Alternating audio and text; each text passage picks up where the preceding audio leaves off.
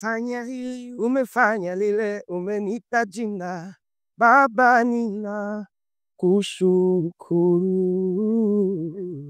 Sawa, Dr. Ipyana, uko Dodoma na tutafahamu zaidi kuhusiana na wewe, na nitatamani kufahamu baadaye kitu gani ambacho kimefanya wewe uje Dodoma, lakini nimejaribu kukufuatilia kuja kugundua kwamba nyimbo Niseme Nini moja kati ya nyimbo ambazo zimeenda viral sana. Pengine kuna ushuhuda matukio yote ambayo umepitia mpaka ukaamua kuandika hiyo nyimbo? Kweli namshukuru Mungu, kwanza nimetua salama Dodoma. Na kwa nini nimesema nimetua salama Dodoma? Kwa sababu Niseme Nini ni matokeo ya kupata ajali ambayo ilitaka itokee na ndege.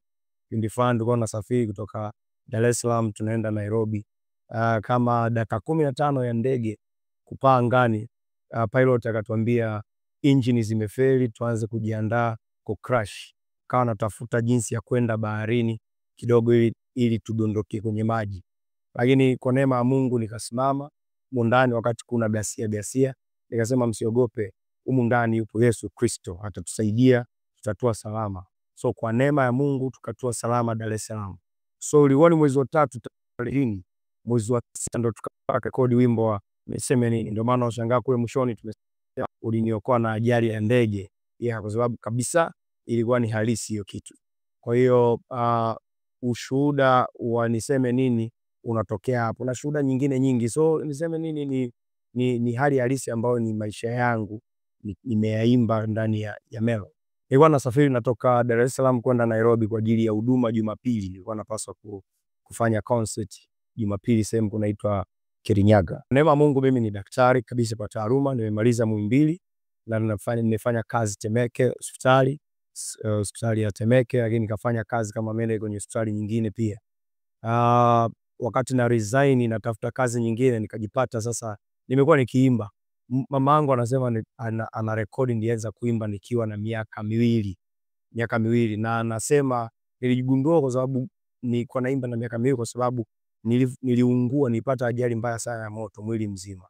Na wakati wakiniosha vile vidonda nilikuwa nimelia, nikimaliza namwambia mama naomba uniimbie wimbo fulani. So ananiambia nilikuwa naimba nikiwa na miaka miwili. So safari imeenda sana, naenda kanisani ile Sunday school, tunaimba zile kwaya ya watoto, tunaendelea, lakini serious nilianza nikiwa form 4, form 5, form 6 kwenda Kibaha Sekondari na nikaendelea kuimba zile kwaya za vijana. Nikaja chuo nikawa serious zaidi, nikajifunza na kinanda chuo kikuu Muhimbili. Hapo ambapo nimejifunza mambo mengi sana kipindi cha miaka 5 ya kusoma udaktari pale. Nilijifunza kinanda, nikajifunza vizuri pia ya kuongoza watu wengine kumsifu Mungu na kumwabudu. Hiyo ni mwaka 2005, 2006, 2007. Nilianza kwa sasa serious na hii kitu kuhusiana na kuimba. Naomba unielezee experience yako ya kufikisha views takriban milioni 22 wimbo yako ya Niseme Nini. Hebu niambie kuna baraka zipi unakutana nazo?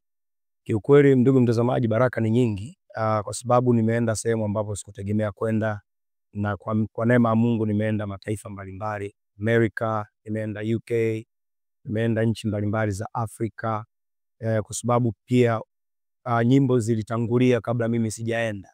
Na kwa hizo ni faida ambazo za kumtumikia Mungu. Mungu anaweza kusababisha uende somewhere kabla mwenyewe hujafika kupitia nyimbo. Lakini pia mara nyingi najitofautishaga na views. Mimi siji-equate kwamba zile views ndio mimi nilivyo. Hapana, Mungu anaweza kutumia platform wagusa watu, lakini mimi ni Dr. Ipyana na Ipyana ninaendelea kushirikiana na watu vizuri. Sitamani kuonyesha mambo ya kwenye views ndo sio mafanikio. Mafanikio yangu watu wakiwa transformed, watu wakiwa wamebadilishwa, wasikilize kama washabiki, lakini pia wakinaposikiliza hizi nyimbo za ibada ziwapeleke kumrudia Mungu wao. Hayo ndo kwangu mafanikio makubwa. Watu wakiokoka, wakiacha njia mbaya, wamfuate Mungu wa kweli, hiyo kwangu ni mafanikio makubwa zaidi. Nivunia sana pale mtu anasema kiukweli nilikuwa napitia hali ngumu sana ya maisha, na wimbo wako nimeusikiliza wakati nakumbuka mtu mkubwa sana nchini alisema, ndugu yangu usiache kuimba kwa sababu wakati napitia mambo makubwa nimesikiliza wimbo wako kutoka UK mpaka Tanzania na nikajisikia raha, nikajisikia nimekuwa relieved. So maisha yanavyobadilishwa, watu wanaokoka, wanampenda Mungu kwa upya, hiyo kitu inanigusa na inanipush kuendelea kuja. Ndio maana nimekuja hata Dodoma kwa sababu hiyo, kwa sababu watu wengi wanabadilishwa maisha yao na wanamfuata Mungu wa kweli. Nimeona umevaa pete hii leo. Oh, kabisa. Nina mke mmoja mwanamke, alafu na watoto kadhaa na mke wangu huyo mmoja. Kwa neema ya Mungu, Mungu alishaniambia kabisa, usiwe simba kwa mke wako, usiwe simba kwa watoto, usiwe simba kwa baba yako, usiwe simba kwa mama yako. Wale watu ambao kwangu mimi napaswa kuwasikiliza waseme kitu kwangu, sitamani kuwa simba na kuwa swala. Kwa sababu ukiwa simba, swala hawezi kuja kukuona ukiwa unaumwa.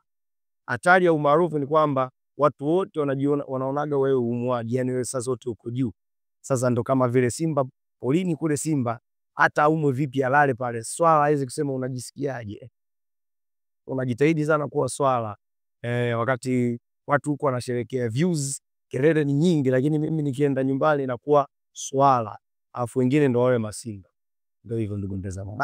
Bado unakutana na ile dhana ya kwamba mtu anayeimba gospel pekee atakiwa na maisha fulani ya chini, ndo kile ambacho anakiimba watu wakiingie, kionekana pengine una utajiri fulani, inaonekana kama ufanye. Bado unakutana hiyo dhana? Hiyo dhana ipo, lakini kwangu mimi sijawahi. Okay. Kwa neema ya Mungu niliacha udaktari nikiwa kama manager. Sikuacha wakati yani nabadilika sasa. Wakati naenda kutafuta kazi nyingine sikuwaipata, sababu nilianza kuwa busy na hii kazi ya nyingine ambayo Mungu amenipa. Lakini kiukweli sijawahi pata mafanikio makubwa kama vile ambavyo nilikuwa manager. Ushafahamu? Na siamini kabisa kwamba ukiwa unaimba, ukiwa unamtumikia Mungu, Biblia inasema unapomtumikia Mungu Baba anakuheshimu. Sasa heshima za Mungu sio kichovuchovu. Ukiangalia Ibrahim baba yetu alikuwa tajiri sana wa mali, dhahabu, mifugo. Ushafahamu? Kina Suleiman wale. Hamna utajiri wa Suleiman mtu kashafikia enzi hizi. Elon Musk anaenda 400. Suleiman anaonekana alikuwa na utajiri kama wa 700 huko. Enzi hizo aliishi. So siamini kabisa kwamba mtu wa Mungu anapaswa kuishi maisha ya kichovu. Haipogi. So anapaswa kuishi maisha mazuri ambayo yatamuonyesha Mungu wa kweli duniani. Yeah. Wapo waimbaji wengine ambao wanafanya vizuri sana katika hiyo sekta ambayo wewe upo. Wengine una rai gani kwa waimbaji injili wenzako? Ni kwamba wengi walianzaga vizuri kwa namna ya kumtafuta Mungu ili wafanye vitu ambavyo wanafanya, kwa sababu hakuna gospel, manake ni good news. So hakuna taarifa yoyote njema ambayo inatoka nje ya Mungu. So mimi nawaambia tuendelee kurudi kwa Mungu, kwa sababu yeye ndio mwenye taarifa nzuri. Gospel manake good news. Kwa hiyo tuendelee kuachilia taarifa nzuri ambazo zina changizo chake kimoja tu, ambaye ni Mungu wa kweli.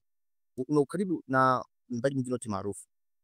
Anakuja actually Paul Clement, anakuja kwenye ibada hii, na marafiki zangu wengi sana na ambao tunafanya nao hizi ibada, tuko karibu wengi.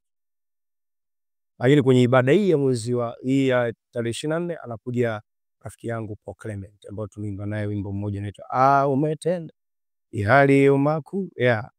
Lolote ya kumalizia, pengine unajiona wapi baada ya miaka kadhaa?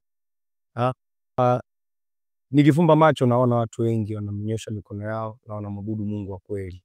Hiyo ndo picha ambayo sitamani kuiacha milele, na hiyo picha itaanzia tarehe 24 mwezi wa 5 2025 hapo CBC Mipango, ukumbi mkubwa wa TAG, kuanzia saa 8:30 milango itakuwa wazi, saa 9 kamili ibada inaanza na hakuna kiingilio. Waambie watu kibao tuje eneo la tukio tumtukute.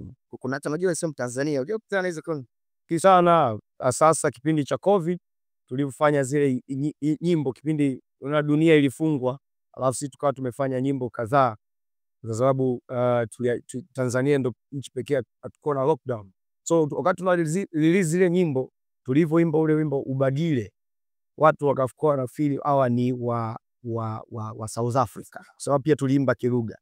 Kwa hiyo changamoto tulipata sana, lakini namshukuru Mungu kwa sababu saa hizi watu waimbaji wenzangu tumeenda sana duniani, kwa hiyo watu wanajua tunatokea Tanzania. Tunamshukuru Mungu. Asante sana kwa nafasi.